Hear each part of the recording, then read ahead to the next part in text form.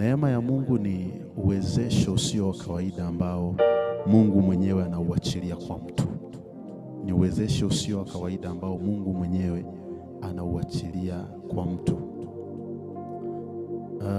Neema ya Mungu ina uwezo wa kukupeleka mahali ambapo hata wewe unajua kabisa haukustahili kuwepo hapo. Neema ya Mungu ina uwezo wa kukuvusha mahali ambapo hata wewe unaona kabisa na unajua kabisa usingeweza kufika pale, lakini neema ya Mungu ina uwezo kufanya hivyo. Leo natamani tujifunze kuhusu neema ya Mungu, kwa sababu ni kitu ambacho tunakihitaji kwenye maisha yetu sana.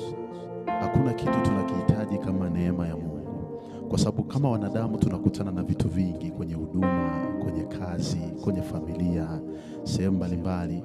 Tunakutana na vitu vingi, vingine tunaona kabisa tayari kwa fahamu zetu hatuwezi kuvitatua, kwa nguvu tulizo nazo hatuwezi kuvitatua, kwa elimu tulizo nazo hatuwezi kuvitatua. Kitu pekee ambacho kinaweza kutusaidia kutoka kwenye hivyo ni neema pekee yake.